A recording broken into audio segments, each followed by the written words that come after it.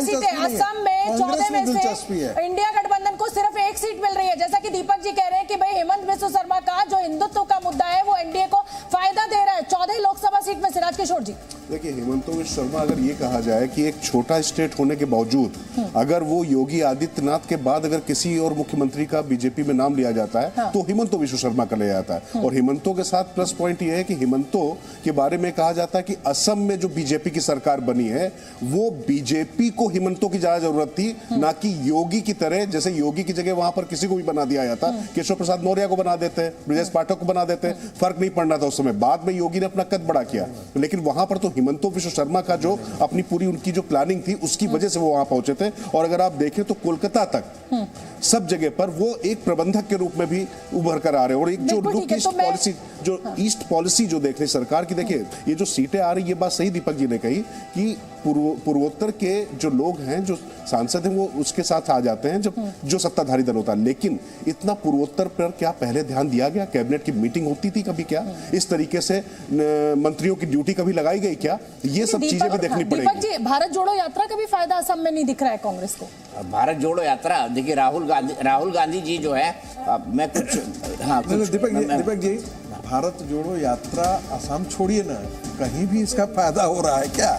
जरा देखिएगा। ठीक है, अगले आंकड़ों का वक्त हो गया। और सर्वे की अगर हम बात करें तो आगामी लोकसभा चुनाव में चंडीगढ़ की 1 सीट, चंडीगढ़ में मेयर चुनाव में क्या कुछ हुआ वो छुपा हुआ नहीं है, लेकिन लोकसभा चुनाव बिल्कुल इससे इतर है। चंडीगढ़ की 1 सीट एनडीए को मिल सकती है। इंडिया अलायंस का चंडीगढ़ में खाता भी नहीं खुलेगा। और जल्दी से अब वोट परसेंटेज की भी बात कर लेते हैं।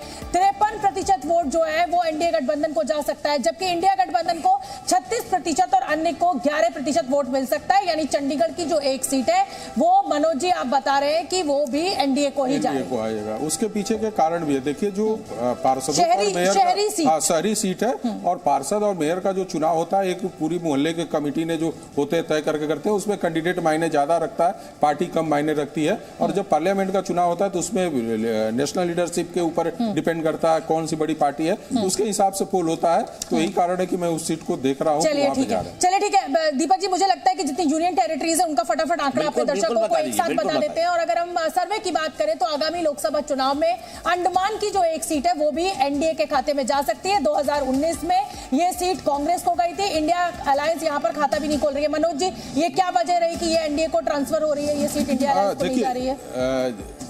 जो चीजें इन्होंने साधने की, क्या हो रहा है अभी कि कांग्रेस अपने आप को समेटते जा रही हर स्टेट में। उनके सारे विंग एक एक करके कहीं न कहीं निरस्त हुए काम करने के प्रति। बीजेपी ने क्या किया कि अपने जितनी इकाइयां थी उसको स्ट्रॉन्ग करते गई और अपने मैसेज को, जो प्रधानमंत्री का मैसेज है, जो सेंट्रल का गवर्नमेंट का मैसेज है, उसको नीचे स्तर तक उन्होंने डिलीवर करते चला गया। जल्दी से अंडमान का जो वोट परसेंटेज है वो अपने दर्शकों को बता देते हैं। 48% एनडीए को मिल रहा है, जबकि इंडिया गठबंधन को 43% और अन्य के खाते में 9 सीटें जा रही हैं। अब जी मैटराइज सर्वे की अगर हम बात करें दादर नगर हवेली की, तो वो 1 सीट भी एनडीए के खाते में जाती हुई दिखाई दे रही है। यहां पर बीजेपी को ही 2019 में ये सीट मिली थी और इस बार ये भी बरकरार है। जल्दी से मैं आपको वोट परसेंटेज बता देती हूं।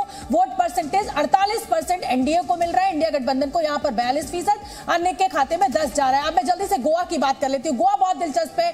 गोवा में एनडीए को 2 सीटें मिल रही है, जबकि 2019 में 1 सीट इंडिया गठबंधन को मिली थी और 1 एनडीए को मिली थी। मनोज जी, क्या वजह? गोवा काफी स्ट्रॉन्ग स्थिति में है बीजेपी, और उस पे काम भी कर रहे हैं और प्रधानमंत्री का फोकस भी है।